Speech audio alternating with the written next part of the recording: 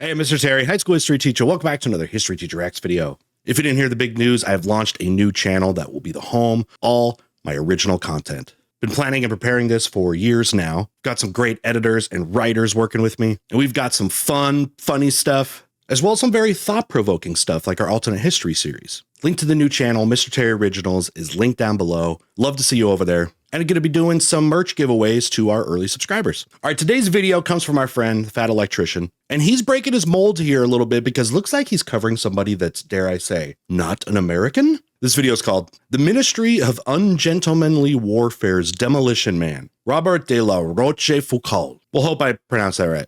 All right, the original video is down below. Please support him. He's a great friend of the channel. And let's get started. How a French soldier has earned the time and dedication of our friend Nick. This has got to be a great story. I don't cover non-Americans very often, but when I do, you know it's something absolutely crazy. All right. Respect where respect Today we're talking about Robert de due. La Rochefoucauld, a boy that escaped Nazi-occupied France, made his way over to Great Britain, where he was trained by the British SOE, also known as the Ministry of Ungentlemanly Warfare. After completing his... Okay. Britain, you don't have to sound so proper or polite all the time. Ungentlemanly warfare? Is this going to be sabotage stuff? I mean, the French, they're going to have to be doing their own guerrilla warfare resistance tactics after the Nazi takeover. But you don't got to wuss it down like that. Or maybe I'm wrong and that's actually like really badass. The Ministry of Ungentlemanly Warfare. Okay. training, he was then parachuted back into Nazi-occupied France, where he was tasked with training French resistance fighters in how to be saboteurs and carrying out guerrilla warfare, as well as carrying out massive sabotage missions himself before being captured by the Nazis, tortured, sentenced to death, and somehow escaping before he would get rescued and then jump back into France and do it all over again. I'm in. Aristocrat. Oh. Okay. All right, our story begins in Paris, France, in 1923, when Robert de La Rochefoucauld was born. He is one of 10 children. And unlike pretty much every other World War II war hero I've talked about on this channel, he did not grow up poor in poverty during the Great Depression. You messed with his eyesight, right? No. And that is because the last name La Rochefoucauld is quite literally French nobility dating back over 1,000 years. This guy. Now, the scary thing is, nobility was abolished in the French Revolution. Right. But I guess the stigma, the name, and at least some of the wealth, of course, was going to carry over. And it does seem like his family was one that was able to survive the, peasant riots where they stormed the lands of nobles and even killed them. So I think there's already a legacy of survival from this family line. I grew up in a mansion right next to the Eiffel Tower and spent his summer times going off to grandma's house. And when I say grandma's house, what I really mean is grandma's castle that had 30 bedrooms. How did he get to grandma's house every summer? Great question. He took the family's private luxury train. Christine. Private train? Homie did not have a normal life, okay? No. He was going to fancy private schools, had everything served to him on a silver platter, literally learned 3 languages by the time he was 18. That being said, we do need to understand the culture of the broader society that he grew up in. Well, okay, because here's the thing. I think with all the videos I've watched, of these amazing stories, like they're all dudes that came from rough upbringings. Okay, maybe not all of them, but by far the majority. And it makes sense to kind of build up the character that some of these guys that he covers is like. So to see somebody that had a, silver spoon in their mouth, if you know the metaphor, but then have that kind of patriotism and grit and all of that, it's kind of refreshing, isn't it? Being said, we do need to understand the culture of the broader society that he grew up in. While he individually may have been living in a life of luxury, the rest of France was still rebuilding its country after World War I. Yep. During World War I, France lost approximately 20% of its male population between the ages of 18 and 50. Literally think of 5 men you know, and then imagine if one of them died, and then extrapolate that out through the entire country you live in. See, I think the thing that doesn't get talked about enough about that is the psychological damage that comes to a society that experiences such that. When you're talking about that level of loss, you directly know multiple people that died in this war. And because Germany invaded France, there's a good chance that happened in your literal backyard. I mean, Paris. In World War I, the Germans got like 30 miles away from Paris. You can hear it. If you're in downtown Paris, you can hear the war basically going on. It's literally in your backyard. So the psychological damage coming out of this would have to be ingrained in society. And anybody that is now going to be of or still be of age to fight in World War II, I think that's a factor. And whether it motivates you, demotivates you, PTSD, all types of factors that a whole society is going to deal with. This obviously has enormous ramifications for the entire country and culture and leads to quite a bit of animosity towards Germany. Because of that, in the La Rochefoucauld household, they were not allowed to have any products that were made in Germany. And despite the fact that he had learned 3 languages, he was not allowed to learn German because, as his mother said, he was not allowed to practice such an indelicate tongue. On top of that, his father served in World War I and was injured and had to use a cane for the rest of his life. So there was a lot of animosity towards Germany in the broader French culture, as well as in his household specifically. And that animosity got cranked up to about 1,000 when he was 16 years old and Germany invaded France. When Germany invaded France, Paris was considered an open city, which basically meant we don't want you to destroy the entire city. There's a lot of history there. There's a lot of people there. So we're just not going to defend it. You can roll in, occupy, seize that territory, and we're not going to put up much of a fight. Now we'll see if the French referred to it that way, but that's definitely how it played out, as northern France up to Paris is going to fall in a matter of weeks, where in World War I, they were able to hold back for years, which is sure going to, I think, fuel the ego of, someone like Adolf Hitler, who understands the importance of Paris. Paris, for lack of better words, it is France. Paris goes, their whole structure is going to collapse. Okay. They're going to have after the fall of Paris, you're going to have the occupied section in the north, and then what's called the Vichy government in southern France, which was just a puppet of the Nazis. You can see, though, why in World War I it was so important for France to defend Paris, because they know if that goes, it all goes, which would have been the case. And that was the goal for the Germans. You take Paris, France goes with it, and they were hoping they could do that in time that would be really quick, so they could turn their attention to Russia. And because it was so difficult, for the Germans to be able to take Paris, it buys time for Russia. Russia's able to mobilize, 2-front war. Then we get a long war over 4 years. This is exactly what happened, and within days of Germany occupying Paris, they started rounding up people they thought could potentially become an issue, and one of the people that came to mind was Robert's dad, who was a World War I veteran and French nobleman that was obviously loyal to France, so they threw him in prison. Because of this, Robert, his mother, and his siblings all fled to Grandma's castle.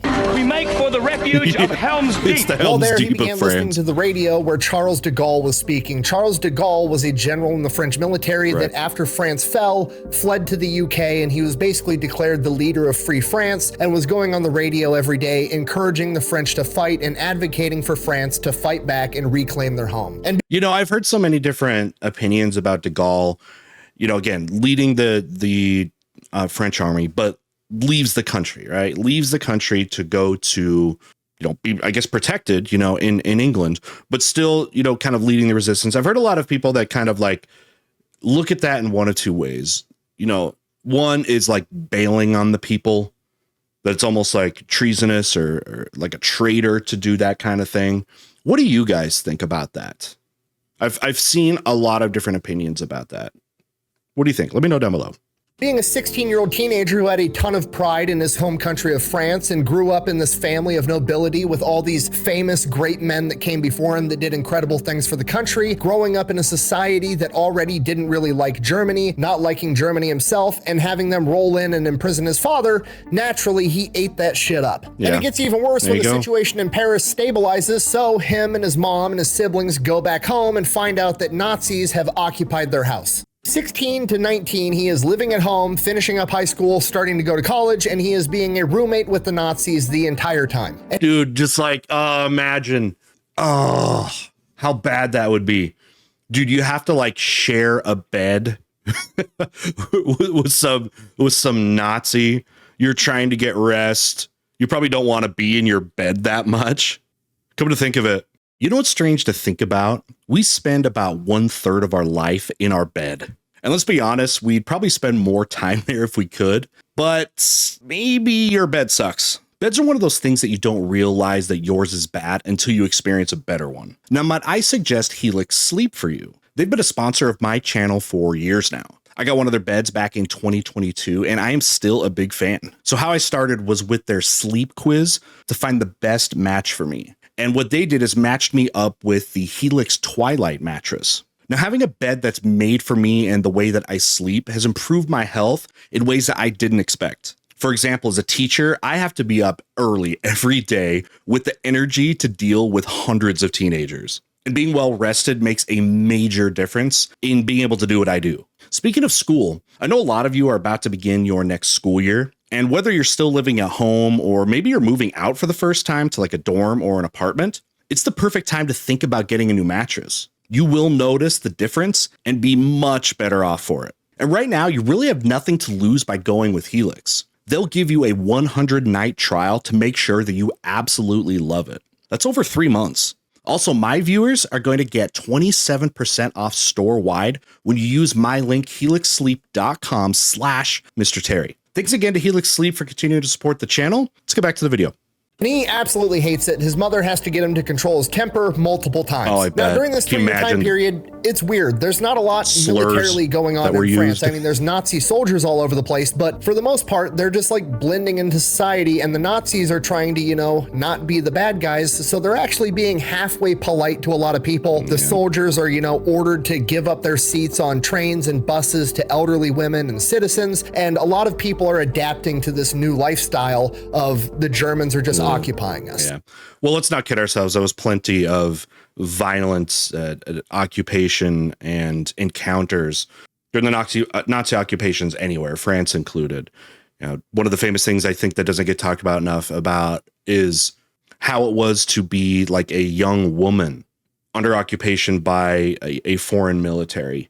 Women were routinely, so many stories of it all around the war. It's going to be awful in all these occupied places. But it does lead me to a question to you guys.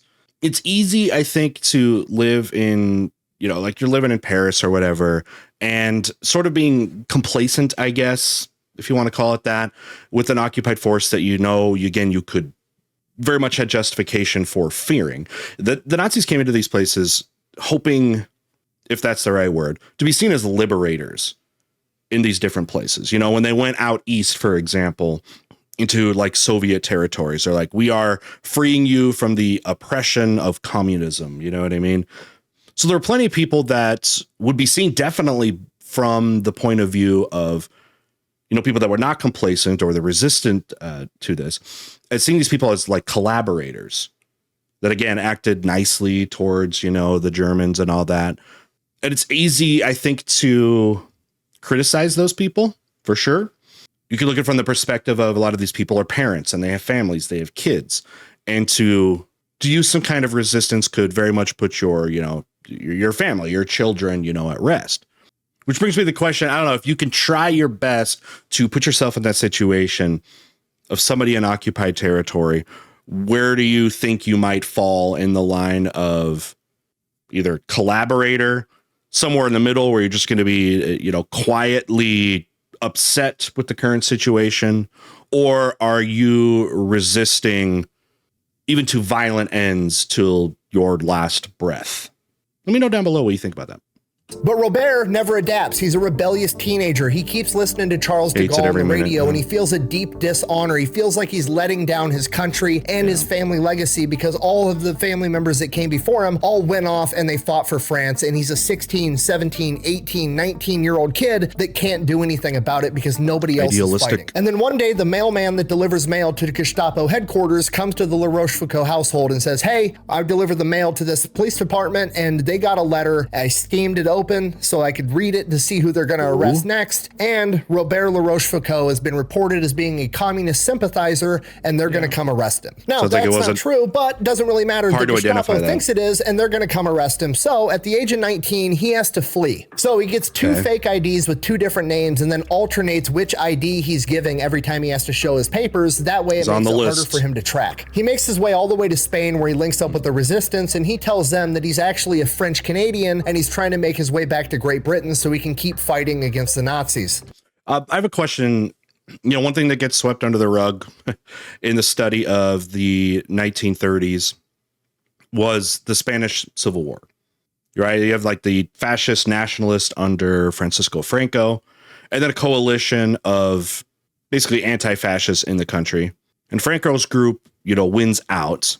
They also had support in the Spanish Civil War from the other fascist states of Germany, of Italy. So I was wondering, and if you guys know the question about this, he's talking about how the resistance movement, right, against the Germans, there was one in Spain. Were those guys very, very underground because they could be like extradited, by Franco, who would not see these type of people very good? I mean, Spain was supposed to be kind of neutral in the war, but there's definitely going to probably be some sympathies or, some kind of relationship with the Germans. Or were they basically free to operate and organize in Spain, and they were kind of ignored? If you guys know that, because I don't, let me know as well. Which is brilliant because remember, he's trilingual. He speaks French, English, and Spanish, and this is going to explain his accent to anybody that wonders. So they buy his story. He gets linked up with 2 downed British pilots, and they end up smuggling them back into Great Britain. And he's hoping that once he gets there, he's going to be able to link up with Charles de Gaulle and help fight for France. Going right to the big man.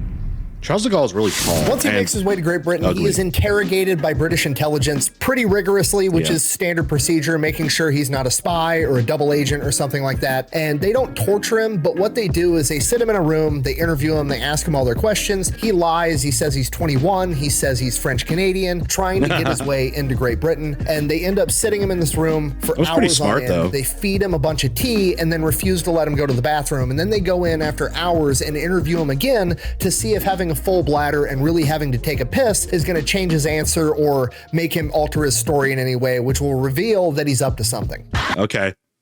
Key to kill. Immediately, I thought of the last video I covered that was talking about the Ghost Army and the Spanish guy that ended up basically being a spy for the British, and the British had to vet him, and they like easily could. It was not very hard, and it was also not very hard to dupe, the Germans, because he was saying that he was like a double agent. If you hadn't seen that video, watch the last reaction I did. That was one of my favorite stories that he has told. It was so good. I'm thirsty. At which point, he basically just comes clean, tells the whole truth. He's 19, his name's Robert de La Rochefoucauld, and one of the interviewers recognizes his name as French nobility. At which point, nepotism kicks in. They're like, oh, French nobility is not going to be a spy. Cool, we're going to send in a guy that'll talk to you if you really want to go fight the Germans. And they send in a guy by the name of P.K. Wicks. And he's an officer in the British SOE, the Special Operations Executive, that Winston Churchill created to, quote, set Europe ablaze. He also gave them the name, the Ministry of Ungentlemanly Warfare. Back to the name. I love this. Okay, we're seeing. Let's just absorb that. The ministry. It's on the top of the window. The Ministry of Ungentlemanly Warfare. Churchill, dude. You think he would be less inclined to make it so, I guess, proper sounding, even though it comes from a very noble background, I guess, as well. Guilty as charged. Basically, these guys are the inspiration for 007. PK Wicks comes to him. He's like, hey, you're French nobility. We want you. If you'll have you, here's the thing. You got to pass this super rigorous training. But if you pass, we'll jump your ass back into France and you can take the fight to the Germans. Okay. Robert is immediately interested because he really wants to fight the Germans, but he still wants to talk to General de Gaulle first to figure out if there's something more he could be doing. So PK Wicks organizes a meeting between Robert de La Rochefoucauld and General de Gaulle. They have a meeting. We don't really know what's said, but when he comes out of the meeting, he agrees that he's going to try to be part of the British SOE. From here, they ship him off to training. In the first 3 weeks, his basic training is basically one giant smoke session, running, push-ups, beating these guys up, making them swim when they're tired, making them cold, making them hot, trying to weed out all the weak people. Robert makes it through. After that, potential SOE operatives are sorted into 3 different categories. You've got your general spies, your communication experts, and your saboteurs, your demolition men. What makes me a good demo man?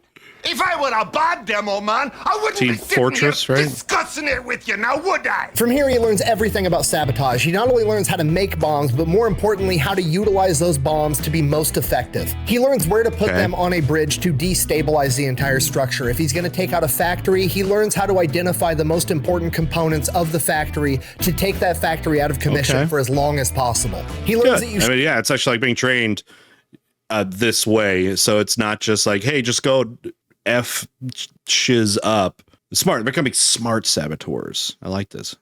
Shouldn't just attack power lines, you should attack the transformers that feed them, because that's what's going to take longer to next replace. level He learns stuff, that you shouldn't just target a railroad or a train, you should also take out all the cranes and heavy equipment that's going to be needed to clear that wreckage to repair it as well. After that, he learns how to be a paratrooper, and then the real spy training starts. You know what, sir? I can't say that I am shocked, because I felt very good about this year's test. The SOE brings in a guy by the name of Eric Sykes, who's regarded as like one of the best combat shooters in the world. He's going to teach these guys how to use guns in actual combat. He doesn't give off that vibe, just go set out on a range and shoot at a static target. He's going to put them through full-on shoot house training, and he's going to learn from the best. After that, they bring in Eric Fairbairn, who's one of, if not the best hand-to-hand combat experts at this point in time. Okay, what's the deal with the masks there? Bring in Eric Fairbairn, who's one of, if not the... Were they training but like wanted to not give off their nose and eye identity? Got him. Best hand-to-hand combat experts at this point in time in the entire world. This guy was former British military, and then after that went off and became a cop in Shanghai, which was one of the most violent cities in the world at this point in time. While he was there, he was jumped by a gang and stabbed 12 times. Just a flesh wound. Monty Python. Somehow he managed to survive, and then decided that shit's never gonna happen again, and decided he was gonna learn every single martial art that he could. This guy studied jujitsu, became a second-degree black belt in judo, studied boxing, kickboxing, savate, wrestling, knife fighting, and anything else he could get his hands on. While he was still being a cop in Shanghai, his official police record logs over 600 real-world fights, and he helped found the first ever SWAT team in world history. Damn. Dude, this is going to be his mentor. This is like Alexander the Great's Aristotle, but of the Aristotle of like kicking ass. World fights, and he helped found the first ever SWAT team in world history. So between Sykes and Fairbairn, they basically turn him into John Wick in a fighting system that they refer to as gutter fighting. Okay, that's a cool name, actually. I like that. How about some more? Hell yes. From here, he has his final test. The final test is they are going to yeet him out the back of a plane in a parachute with no map, no compass, no equipment, somewhere in the UK, and he has to make his way all the way back to SOE headquarters without being captured by the police. And they have notified the police that they need to track his ass down. Now, luckily, they do it in Paris, so he has a teammate that's going to be able to help him out. Unfortunately, his teammate breaks his ankle as soon as he jumps out of the plane. So Robert is like, fuck it, we ball, goes, steals a military truck, drives it back, picks up his teammate, and drives him straight back to SOE headquarters, and he's back the next day by like lunch, breaking the course record by a ridiculous amount of time. At which point the chain of command is like, that was super, super illegal, but also the exact kind of ungentlemanly shit we're looking for. You're in. This is also, you know, we're saying it, you usually get these like stories of people with poor and harsh lives get into being these war heroes. One of the things we do see, though, is a bending of the rules. When they see somebody that has an incredible talent and motive, you get to kind of like, you know, go to the front of the line, which seems like it would encourage maybe other people to not really do things by the rules when it comes to training and the logistics and all that stuff. But it's like we've seen time and time again that exceptions are made. His class of 30 men, only 7 of them graduated, and he's one of them. All right, viva. All right, summer 1943. Since Robert has left France, things have changed a lot. When he left, you had the German-occupied section of France, and then you had Free France or Vichy France, which was still kind of under Germany's control, but they were putting on the illusion that France still kind of existed as its own sovereign nation. And that was a big part of the reason when Robert was in France that people weren't as willing to fight, because there was still technically France as a sovereign nation, so to speak. But it's a political move when you really look at it. It's a political move to let the, you know, Nazis, I guess, be able to have control while they can militarily deal with other places, say the invasion of the Soviet Union. As willing to fight, because there was still technically France as a sovereign nation, so to speak. But by the summer of 1943, that has changed as World War II has ramped up. The Nazis now occupy all of France. In addition to that, they are also forcing French people to work inside of factories, even sending some of them into Germany to work in their factories to aid with the war effort. Obviously, because of this, an enormous amount of the French population is pissed off, so that means that a bunch more of them are going to be willing to either A, help the resistance, or B, join the resistance themselves. France. It kind of sounds like now like the real occupation is there. Maybe now seen as less of the liberators they wanted to be known as. Obvious problem, they don't have guns and they don't know what they're doing, and that is where Robert comes in. British SOE is linked up with the French resistance and told them they are going to be airdropping in an expert, and he is going to come with a bunch of guns and plastic explosives that he's going to distribute out to the French resistance, and then he's going to provide training and help them go out and sabotage the Germans. June 1943, he boards a plane headed off towards Nazi-occupied France. He's going to get dropped off at a certain zone, and the French resistance is going to be there waiting for him. On the way there, the plane gets lit up by German anti-aircraft fire. Luckily, they managed to limp the plane to the right drop zone. Robert jumps out. They throw out all the crates of guns and plastic explosives behind him, and then they take off. Robert never finds out what actually happened to that plane. So Robert hits the ground. French resistance runs out. They meet up with him. He's like, hey, we got lit up by the Germans. The Germans know that we're doing something here. We got to get all this shit on the trucks and dip, which is exactly what they do. Now, initially, Robert has some difficulties with the French resistance because they said that they were going to be parachuting in some badass expert, and then a 19-year-old kid shows up getting thrown out of a plane, and he's talking to a bunch of French resistance fighters that are, you know, normal dudes in their 20s, 30s, 40s, 50s, and now they're taking orders from some 19-year-old kid. But his skills spoke for themselves, and they eventually ended up having a huge amount of respect for him, and he gained a ton of notoriety throughout all of France. For about the next 5 months, he trained dozens of French resistance fighters in how to be saboteurs, using guns, using plastic explosives, as well as carrying out sabotage missions himself. During this time, they took out a ton of rail lines, they took out a power plant, and they took out a repair yard for German heavy equipment. So and they were saying how he knew exactly like the, you know, weakest points of those sort of things. So this is going pretty well. Things are going really well for about 5 months, but then obviously as the French resistance continues to get bigger and continues to get more effective, the Nazis are going to react, and they start sending in more secret police, and they actually have these secret police go in and start joining the French resistance so they can figure out who's who, and then they start arresting everybody. And by November of 1943, it gets to the point that they are capturing a ton of people, so a lot of the French resistance fighters, Robert included, all just kind of have to lay low for a while. So he goes out in the country, finds an abandoned barn, and he's just living inside of this abandoned barn, trying to go unnoticed by absolutely everyone. He's like John Wilkes Booth. Robert is especially scared of getting captured because by this point in the war, the Germans somehow have figured out that the British SOE, the Ministry of Ungentlemanly Warfare, exists, and Hitler has signed the order that they are to be killed on sight. Now, technically, that is a war. So this is where I would assume that when now you're going to see a much harsher, I guess, occupational side, I guess, of the Germans. I just imagine them basically doing victim blaming. It's like, hey, remember how we came in at first and everything was nice, and when you guys were nice to us, we were nice to you, and now look what you made us do, kind of thing. Now you're gonna see, you know, this bad side, but it's your fault. Like a total gaslighting, victim blaming thing. You know, it's exactly what was going down now. Crime, but the Germans argued that because they were operating in civilian clothing in German occupied territory, they were an illegal combatant, so they were allowed to kill them. On top of that, the Germans aren't super renowned for caring about war crimes in the first place. Exactly. So Robert is laying low inside of this abandoned barn out in the country for about a month. It's just long day after long day, waiting, and then one day on December 7th, 1943, a bunch of cop cars pull up to the barn. They go inside the barn, they arrest Robert. Robert tries to feed him a line of bullshit like, oh, I'm just, you know, some homeless guy that's traveling. I got tired. I pulled over in this barn to take a nap. The Germans then search the barn, find a bunch of plastic explosives and submachine guns. And he's like, those aren't mine. Yeah, exactly. Obviously, they don't believe him. I don't even know what this is. This sort of thing ain't my bag, baby. One book, Swedish-made penis enlarger pumps and me. This sort of thing is my bag. For whatever reason, I had been thinking about Austin Powers recently and how silly it was, but I kind of want to watch that one again.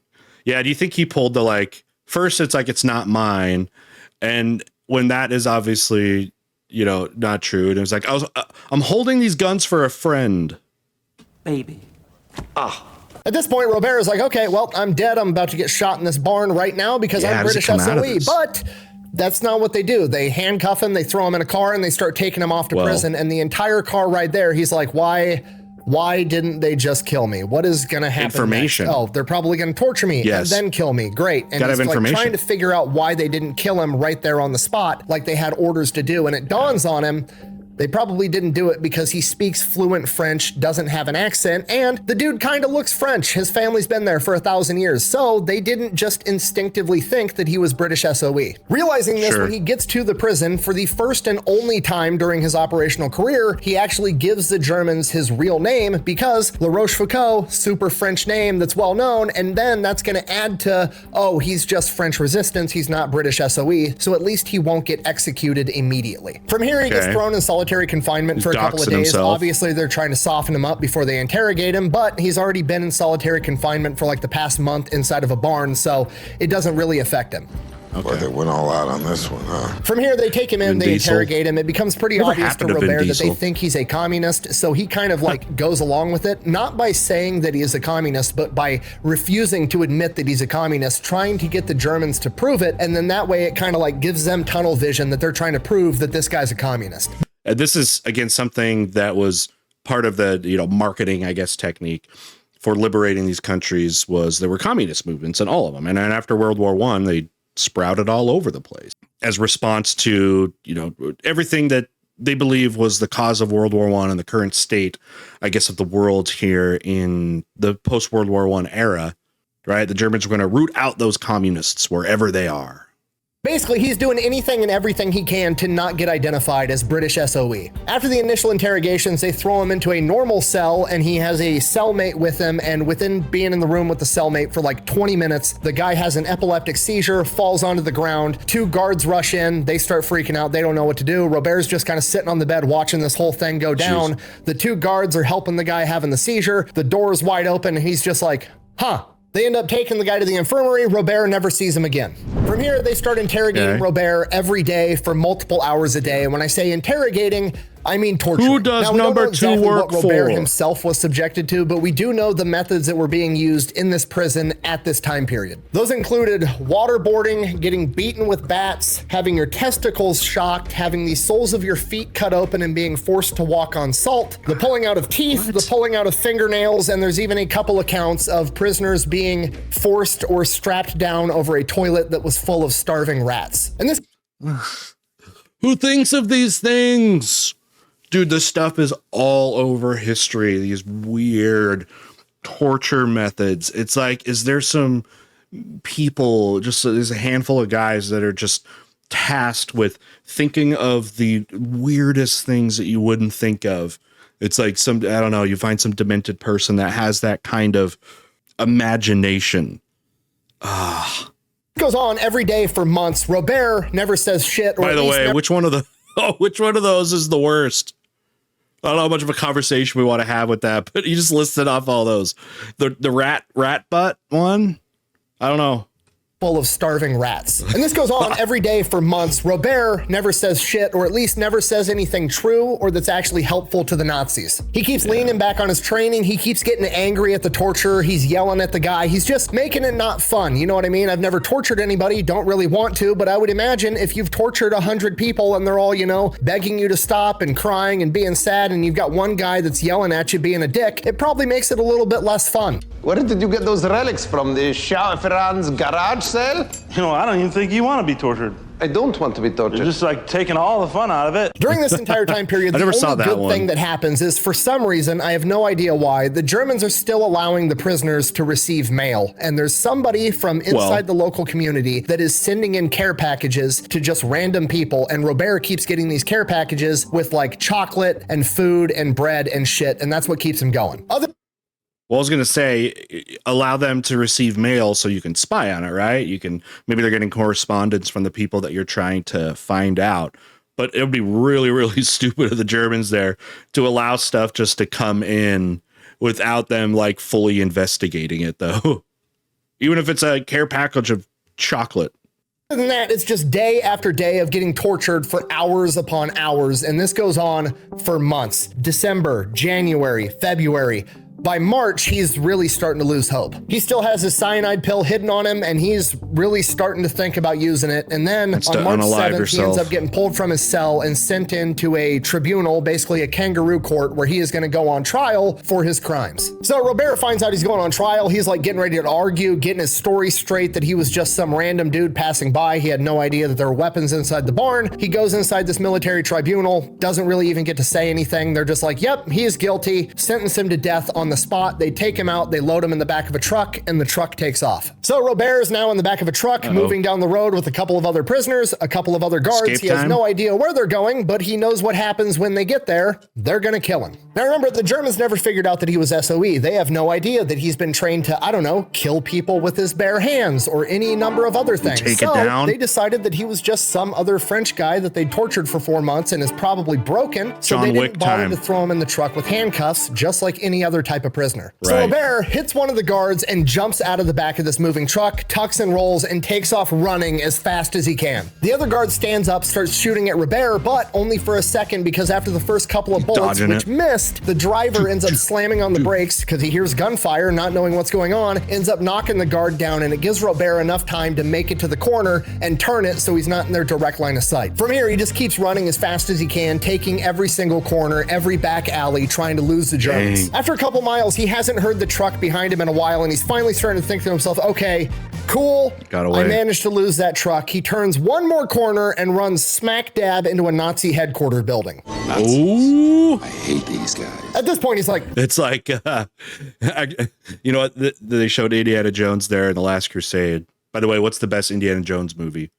I go back and forth between 1 and 3, where Indy is trying to like escape and he's in Berlin and he turns a corner and just runs into the chest of Adolf Hitler. And he's got the book, right, of like the secrets about where the Holy Grail is. And Hitler thinks it's just like a book he wants autographed. So Hitler autographs the secret treasure book. And then he goes on his way. fuck, what do I do? Because if I turn around and run the other way, that's going to look suspicious. There's guards in front of this place. Okay, I'm just going to play it cool. Stops running, starts walking, acting and pretending like he's supposed to be there. The problem is he's still wearing his clothes from 4 months ago when he was captured. He's got a beard. He looks like shit. He smells terrible. Whatever. We just got to roll with it. And he keeps walking towards this Nazi headquarters building and goes to walk right past it. And right at the main gate, there's this big fancy Nazi limo with little Nazi swastika flags on the side. And he kind of looks inside of it. There's keys inside the limo. Looks across the street. The driver is clearly waiting for somebody, smoking a cigarette right across from the limo. He's gonna take it. Fuck it. Jumps in the limo, Hell turns yeah. the key, peels out. Grand Theft Auto. Comes around. The driver across the street pulls out a pistol. Oh, what movie was that? Wasn't he driving Hitler's car in that one? John Lovitz? Is that right? Why am I getting that vibe? What movie was that from? Peels out. What goes around comes around.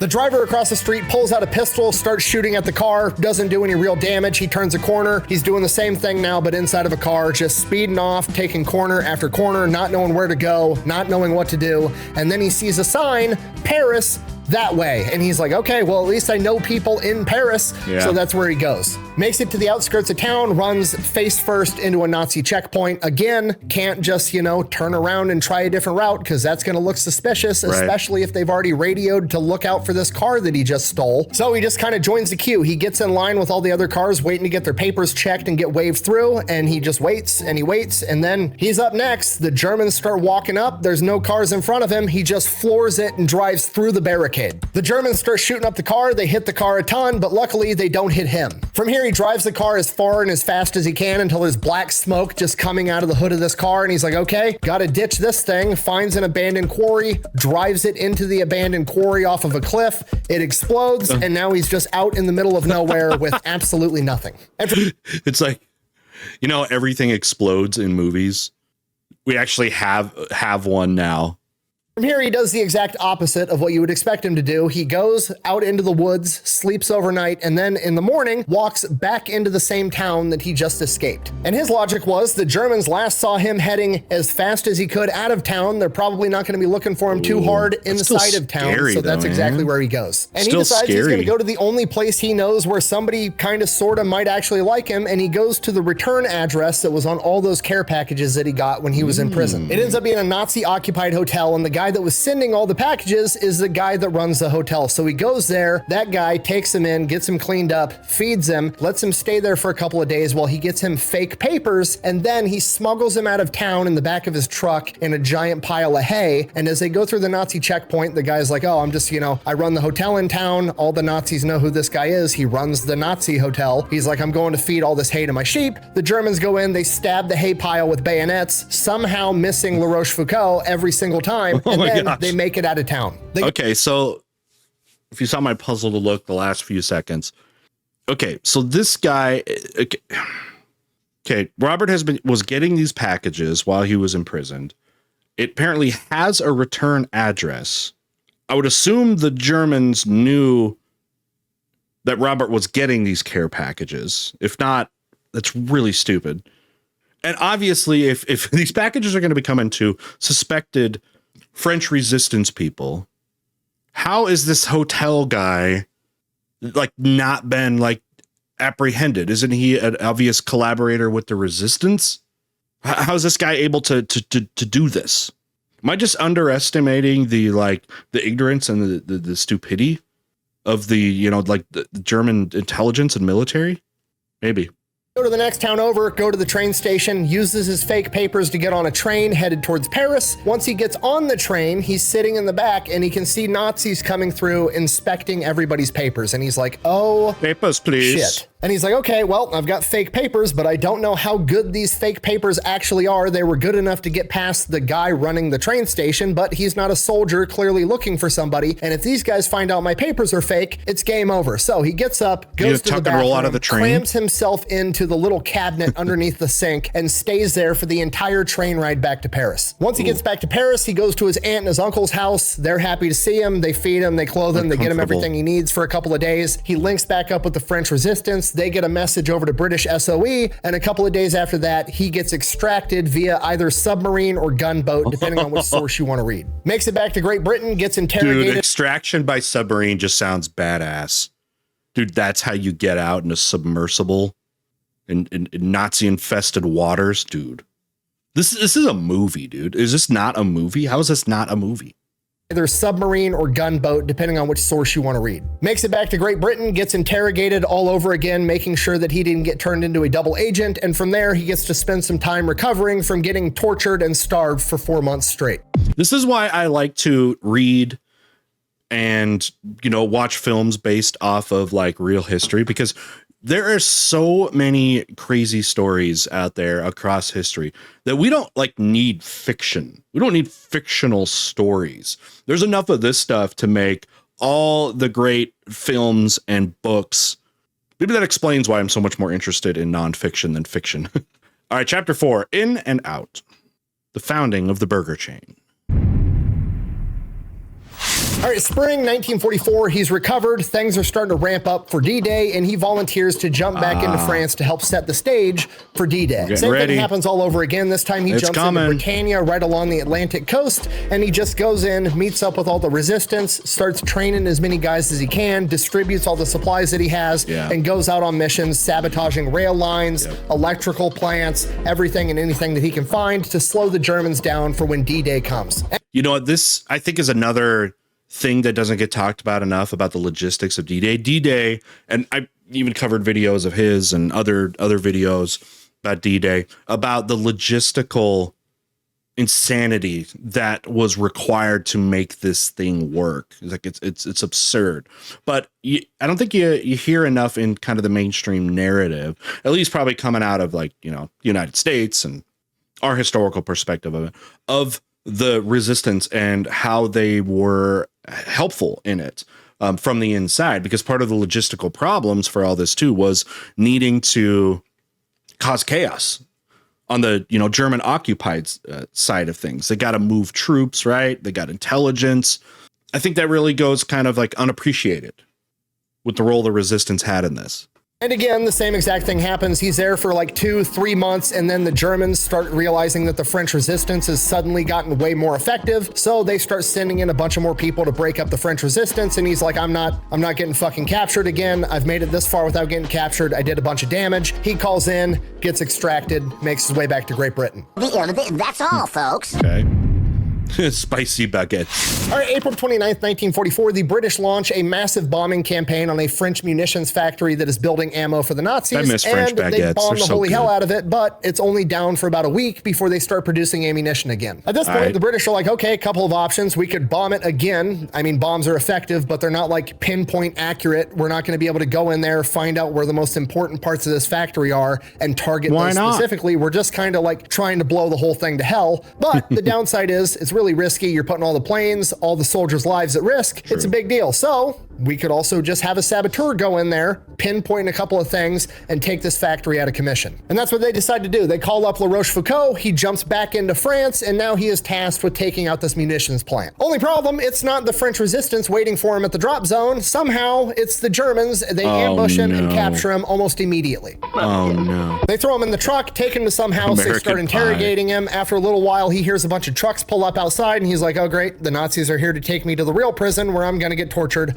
all over again. And then the whole house just starts getting lit up with machine gun fire. He hits the deck. Dudes come in with guns, kill all the Germans. It was the French resistance that was supposed to meet him there originally. They went out there, got the guns, came back for him, and then killed all the Nazis. At which point he's like, great, perfect, wonderful. How relieving as he's going in his head, conjuring all the PTSD of the butt rats. The resistance shows up.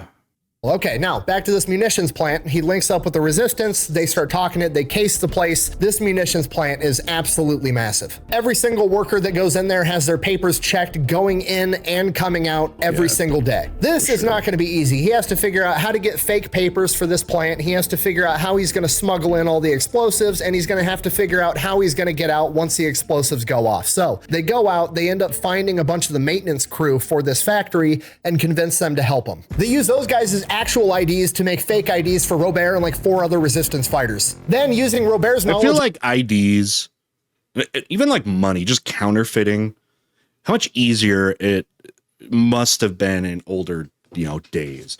IDs, it's becoming harder and harder now. There's more like technology in them and you can scan them and all that stuff. And money is getting super complex. But I think just like, and I'm not just talking about in the early to mid 20th century, just think about the history of counterfeiting.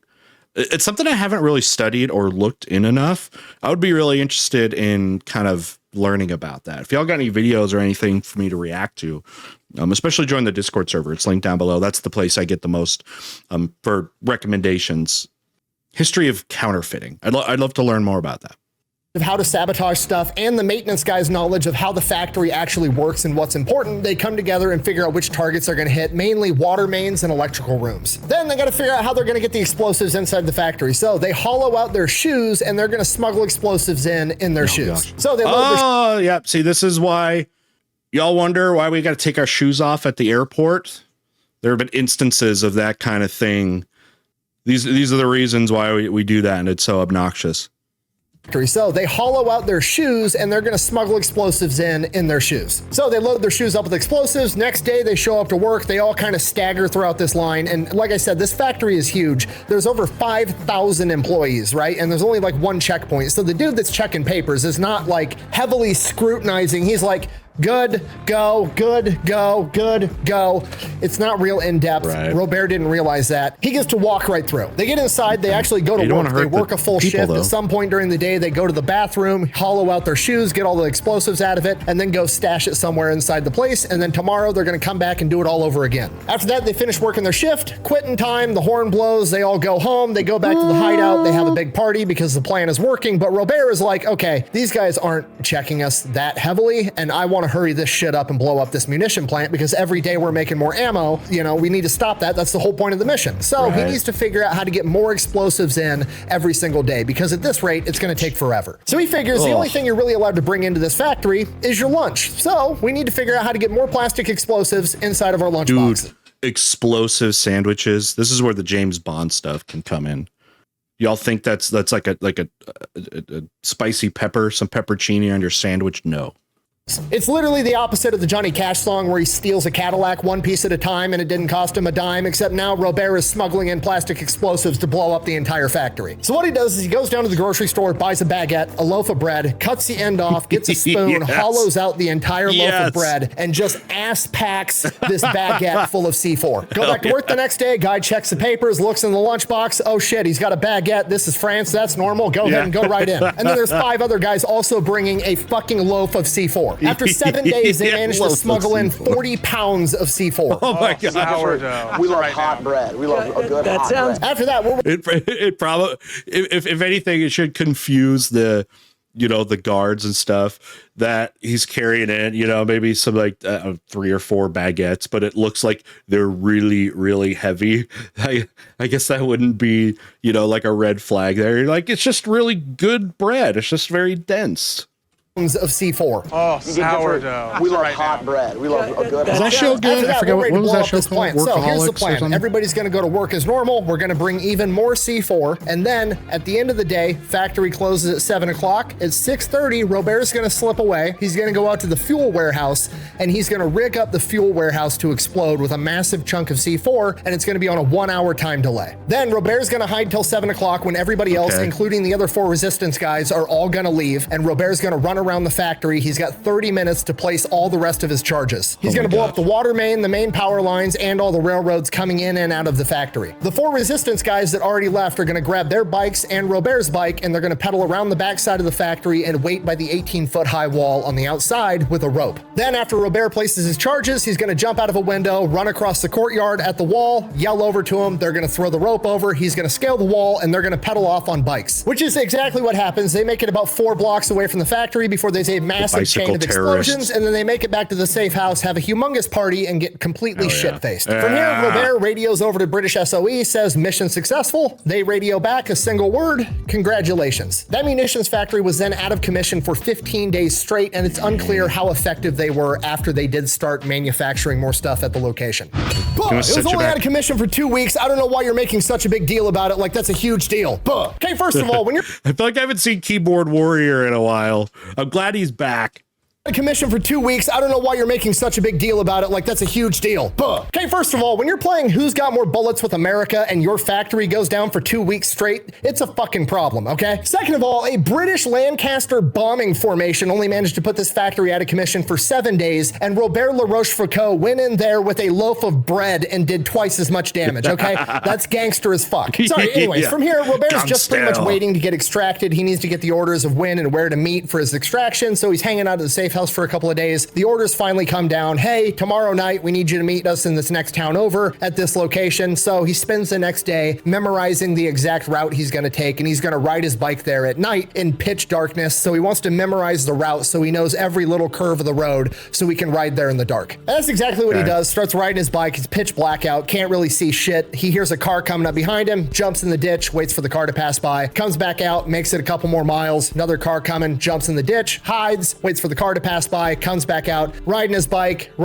in the dark, can't see anything, and then all of a sudden, he just runs into something. And it's a German checkpoint. He literally rode right into it because, well, that wasn't on the map. And now the Germans have him at gunpoint, and there's a curfew, and he's not supposed to be out at this hour, so they start asking him questions. They're like, hey, what the fuck are you doing? And he's like, and here is where being in the military from the age of 19 really shoots him in the foot. Okay, you gotta realize, Robert is like 21 years old right now, but he's had a really weird life between the ages of 16 and 21. You know what? I didn't even think about that. Like, if y'all are, you know, post high school, think about that was your like teenage time period. was Nazi occupation. It's not normal life for all of y'all. You know what I mean? You're not going out to the high school football games, I guess, and the dances and all that stuff. No, you're getting trained in espionage and demolition, sabotage. I don't know which childhood would you want more? Now, but he's had a really weird life between the ages of 16 and 21. Everything after the age of 16 has been like building up to do 007 type shit. So in a lot of ways, socially speaking, he's still a 16-year-old. So when he's asked, what are you doing out past curfew? The 16-year-old social skills kick in and he's like, I was out in the woods making love to my girlfriend. Yeah.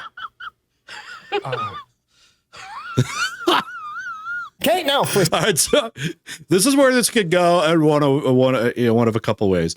The German soldier could be like, yeah, you know, like, you're the man, you know, give him a high five, or be like, nah, dude, you're not getting that. Okay, I want to hear this.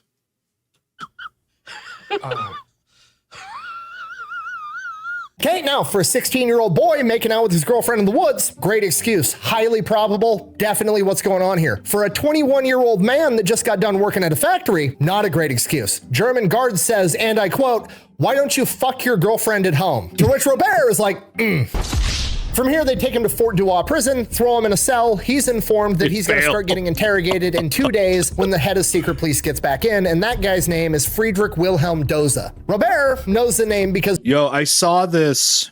I was going through some old photos. Police gets back in, and that guy's name is... And this looks like the one I had when I was... How old would I have been? Like 12? And I was getting my braces, and you had to take the pictures of like you before the braces, and I don't even remember this, but the pictures had all this metal crap like around my head, and that's kind of what this looked like. But this guy also, I don't know what was going on with the thing in the back of the head, because this is not the orthodontist.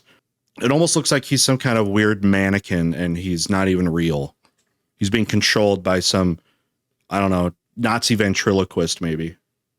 Friedrich Wilhelm Doza. Robert knows the name because Doza is like one of the best secret police the German has, and he has been responsible for arresting hundreds of French resistance guys. He's always infiltrating the French resistance and breaking them up and arresting everybody. So at this point, Robert's kind of freaking out, like, okay, I might have met my match with this guy. I can't let him know what my real name is. If I give him my real name, he's going to track down my family. He's going to hurt them next. And for the next 2 days, he considers taking his own cyanide pill just so he doesn't accidentally give up his name to protect his family. And really, over the course of this time period, he just comes to accept that, like, he's gonna die soon, but he can still determine how he dies. So he figures, you know what? I might as well try to escape. If I end up getting killed or if I end up getting recaptured, I'll take the cyanide pill, or they'll kill me when I'm trying to escape. I'm dead either way. I might as well give it a shot. And then he has an idea. He remembers back to the last time he was held in a prison, and that one guy had an epileptic seizure, and the guards ran in and started helping him. Now, he's in a cell by himself, so he hangs around, he waits till the guard is walking by, and then he has an epileptic seizure. He just falls down on the ground. He's like,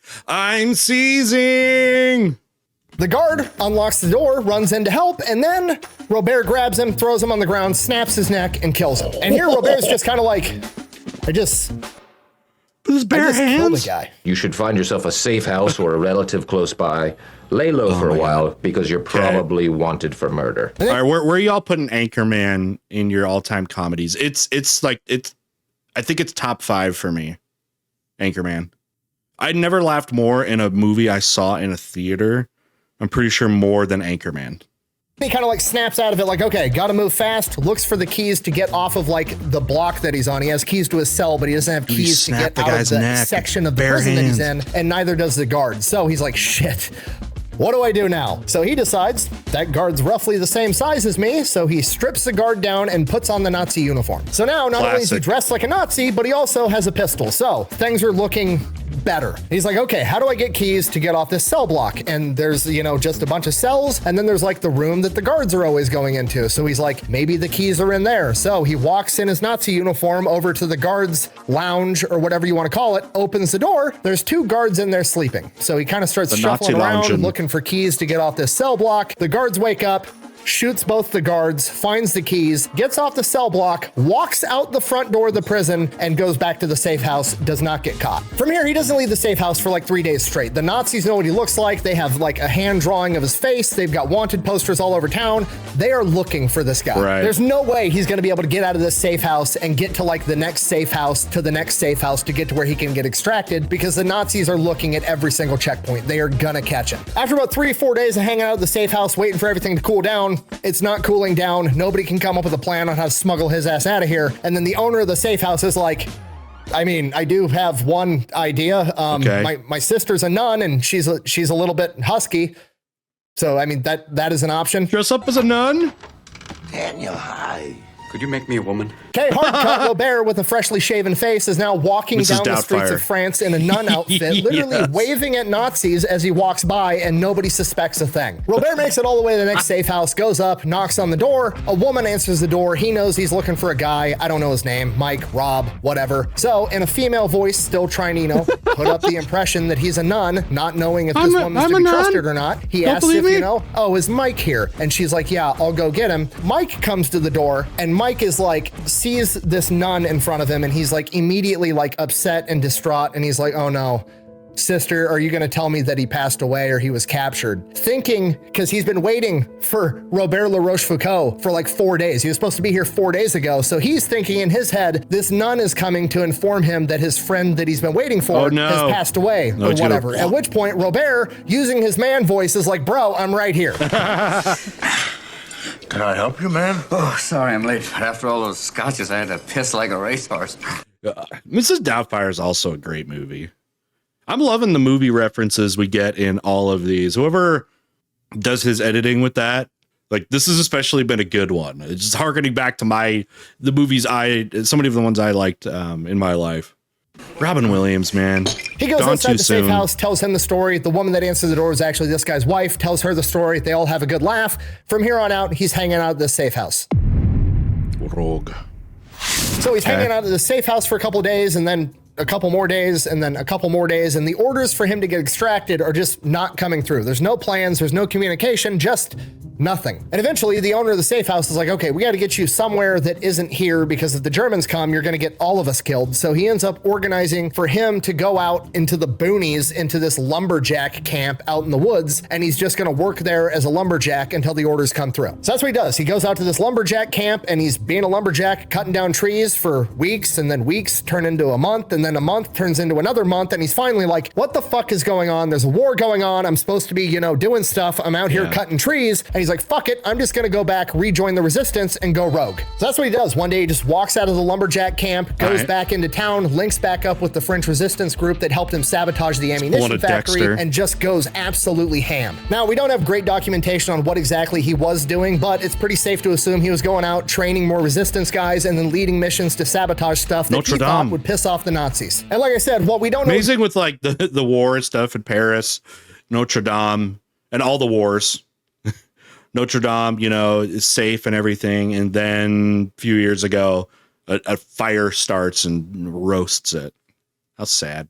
And then leading missions to sabotage stuff that he thought would piss off the Nazis. And like I said, while we don't know exactly what he specifically was up to, we do know that in his general area around this general time period, there was over 100 Nazi rail lines that got sabotaged. We do have one specific story that he took the time to write about, though. During this time period, he was working with the French resistance, and they were setting up an ambush for some German soldiers. Was coming and up during here. this ambush, there was some type of building that they were in, either like an abandoned factory or a factory, whatever it was. He says he walks into a room, he opens the door, and as he opens the door into this room, it's just a room with a desk in the middle, and straight across from his door was another door. And at the same moment that he walked through his door, a Nazi soldier walked through the other door straight across from him. He immediately draws his pistol, starts firing at the German. The German draws his pistol, starts firing at him. They both mag dump each other, and both of them miss with every fucking shot. At this point, another just absolute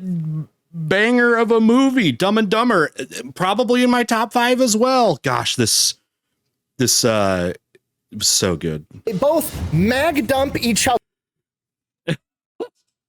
Harry, you're alive, and you're a horrible shot. If you know, you know. and both of them miss with every fucking shot. At this point, Robert and the Nazi are just looking at each other with empty pistols like, I'm not sure what to do with my hands. Be good just to hold him down by your side. Yeah, great. Like, what is the protocol here? Do I hurry up and try to reload faster than him and then shoot him and hopefully I hit him this time even though I didn't with the last 7 bullets? Or do we just have a fist fight to the death? What's the plan? So Robert and this Nazi are both just kind of looking at each other, probably for like a split second, but I bet it felt like forever. And they're both just like, and they both at the same time back away, turn around and go out the door they came in and shut the door behind him, never go back. Robert never saw the guy again. So he goes rogue for a couple of months, has a bunch of missions, presumably does a bunch of stuff, trains a bunch of people, whatever. And then the entire landscape of the French resistance changes. Now, when you talk about the French resistance, a lot of people just assume that it's all the same thing. Like there's just one organization, one big entity that is the French resistance. It's probably impossible to have that kind of coordination that way. I mean, how could you? It's just, it's a resistance movement. The Germans have everything on lockdown, especially the ones that they're saying are, you know, also connected to Britain. It'd be hard to do that as well, right? Probably have different types of factions. Or the resistance, right? That's really not how it worked at all. There's a bunch of different factions of French resistance, and they were all doing different things, and some of them did not like each other and would work against each other. It was kind of a crapshoot. Different so you goals. had factions of resistance that were loyal to what France used to be. They're essentially, you know, this happens in places that are occupied countries. You're going to have resistance movements, and they're going to have different tactics for doing that. You're going to have the ones, for example, that are going to be, you know, potentially like incredibly violent and will do terroristic activities, maybe even get civilians in the line of fire. And those often are like the terrorist groups that you hear of today. Then there's the more, I don't know, moderate, I guess you would say, that happens as well. And if you look at actually a lot of terrorist organizations around the world, you can see a lot of them, you know, the commonality of their kind of origins could be like a foreign occupying force, but then they branch off in their tactics and their goals, and why you will see a variety of them.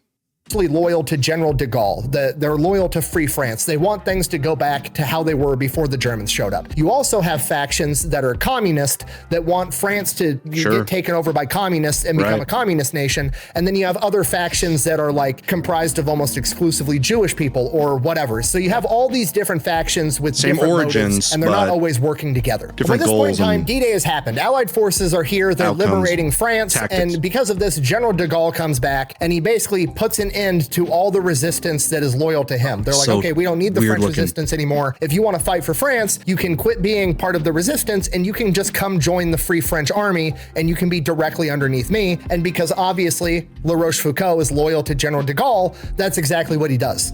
I feel like de Gaulle is like the French version of Leonid Brezhnev, powerful leader, really weird looking, almost distractingly weird looking. And because obviously La Rochefoucauld is loyal to General de Gaulle, that's exactly what he does. So La Rochefoucauld joins the French army, and the French army is like, okay, we've got this guy that's basically fucking James Bond. He's been doing 007 shit for years. We should probably just give him some orders and cut him loose, or put him in charge of some people and get him into the action. Right? Obvious thing to do. So naturally, that's what they don't do, because the military is going to military, and they decide that they're going to send him to officer school in the middle of World War II. So they pull him out of the field, send him to officer training. So Robert hates it, giant waste of his time. He's 21 years old. He's showing up to these officer training classes, getting taught by people that know less about what's going on than he does. They're less capable than he is, but he's, you know, learning from them. So he's basically just shows up, jumps through all the hoops, graduates at the top of his class, and then he goes and joins the French army. And he's not a soldier. He's not, you know, in the military per se, right? That's not his style. That's not his MO. You'd think it would just be the leader of the resistance movement, of the training ops, right? Kind of seems like a total misuse of his talents. Gets assigned to a commando unit because, well, at least that makes sense. All right, commando stuff. Now, by this point in the war, Okay, so Germany him is as a pretty much soldier. pulled out of France. The Allies are there. They're retaking France. But there's a couple of locations where they left a bunch of soldiers behind and they were going to try to hold them, mainly submarine bases on the Atlantic coast. The one that we're going to be talking about today is right outside of Bordeaux. These German submarine bases were basically impenetrable. They had bunkers, pillboxes, casemates, hundreds of thousands of mines around them, and then the concrete was so thick they were basically immune to Allied bombing. And Germany wanted to keep them running as long as possible because they wanted the U-boats out in the Atlantic harassing Allied shipping, which is going to hamper the entire war effort and make it harder for the Allies to push into Germany. So Robert and the commando unit that he's in have been tasked with taking out this massive sub base right outside of Bordeaux. And this is called Operation Venerable, and it happens on April 14th, 1945. Now, like I said, these submarine bases are basically impervious to Allied bombings, or at least conventional Allied bombings. So the Allied forces decided they were going to use a different type of bomb.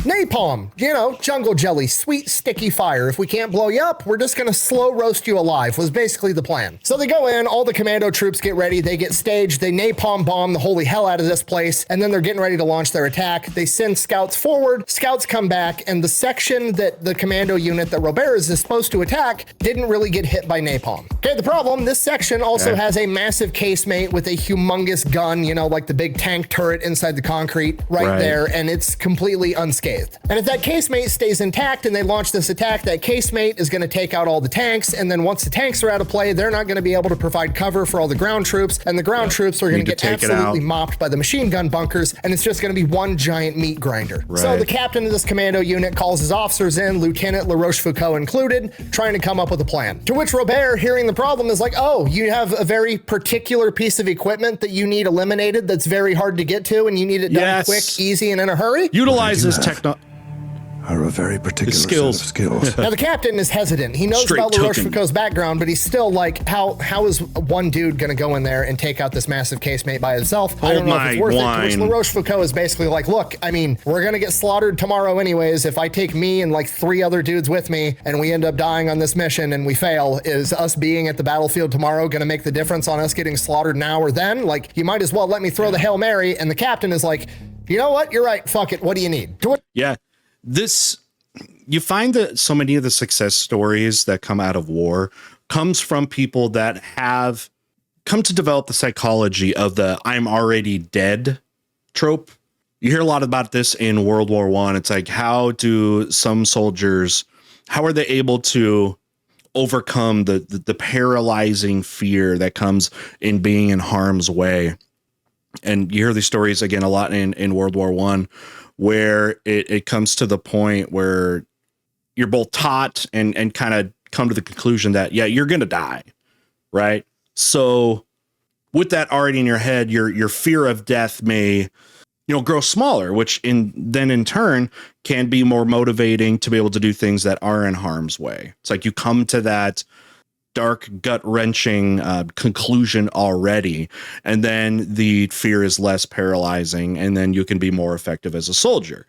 And again, Robert, it says that, he's done that a bunch of times. All right, wrapping up. Robert is like, okay, here's what I need. I need a rubber boat, I need some volunteers, and I need a loaf of bread. I mean, a bunch of plastic explosives. That night, they take the rubber boat, they paddle around the backside of this submarine base with nothing but a single flashlight to light their way. Takes them about 2 hours to get there. They crawl up the beach. They make it to this massive wall around this submarine base. At this point, it's starting to rain, which is actually a good thing because that's going to drown out any little bit of noise that they make. So they get up to this wall. Here's the plan. Robert's going to scale the wall, does that. Now, there's the wall to the submarine base, then there's like a courtyard, and then there's the big bunker with the casemate in it. And in between the wall and this casemate bunker is cobra netting, that camouflage netting that's kind of like spanned between the two, so aerial reconnaissance can't see what's going on inside that courtyard. Now, Robert, sitting up on this wall, can see that there's a single German guard patrolling this courtyard, just going around in circles all night long. So he takes out his knife, cuts a man-sized hole in this cobra netting right where he's at, and he just waits till the guard is reasonably close to that spot, jumps through the hole, lands on top of the guard, slits his throat, then leans him up against the wall and tries to make it look like he's sleeping. Don't disturb my friend. He's dead tired. From here, his guys drop. This is the stuff you do in in video games too. You got to plant the bodies in certain ways. Dude, this guy literally is every movie and video game. And he's still like 22? The plastic explosives down to him, he sneaks over to the casemate, places them where he thinks they need to be to cause the maximum amount of damage, rigs it up to explode in 7 minutes, runs back to the wall, they drop a rope down to him, he climbs up, they get back in the boat, they dip. While they're making their way back in their little rubber boat, massive explosion goes off. Mission, dude. Hopefully he did enough damage to take the casemate out for the massive assault tomorrow. Tomorrow rolls around, they launch this massive assault. The casemate never fires a single round. Whatever happened, he apparently was able to disable it enough that they weren't able to use it. Unfortunately, during the assault, which he also partook in, somebody stepped on a landmine, that landmine exploded, and a piece of shrapnel shredded through his leg. He ends up getting hospitalized, has to go through surgery, get a prosthetic kneecap, and by the time he's recovered, the war is over. For his service, he was awarded the French Croix de Guerre as well as the Legion of Honor. Those are equivalent to like the Bronze Star with V device and the Medal of Honor. And then from the British, he was awarded the Distinguished Service Medal and the Distinguished Conduct Medal, which is equivalent to like... Look at... Okay, is this him?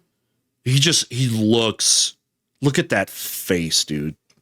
That's him. That's just dude that has some determination and has seen some scheisse. Heck yeah. From the British, he was awarded the Distinguished Service Medal and the Distinguished Conduct Medal, which is equivalent to like the American Silver Star and the Distinguished Service Cross. The Distinguished Service Cross is second only to the Medal of Honor. So a bunch of high-ranking awards. And from here, he basically gets to live happily ever after, gets married, has 4 kids, becomes the mayor of his town for 30 years, and he even picks back up his family's noble title and becomes Count Robert de La Rochefoucauld. They didn't come out and say he's a pimp, but I know a pimp when I see him. Yeah. They called him the Count. Thank you for watching. Best way to support the channel is go buy some merch over at FatElectrician.com. His merch is sick. Out. Final thoughts. All right, incredible story. Again, he doesn't highlight a lot of, like non-Americans because there's just a plethora of them. And, he was saying this is a story, you couldn't ignore. And I get it. What an incredible story here. I learned so much. All right, guys, as we're leaving, again, special thanks to Helix Sleep for sponsoring this video. Again, they're going to get you taken care of here as we're approaching their awesome Labor Day sale. Head down to the description to get more info on that and get yourself set up. And again, before you forget, make sure to sub to my new channel, Mr. Terry Originals. We got a ton of content coming out right now, basically every day. I really think you'll enjoy it. There's something for everybody. See y'all next time.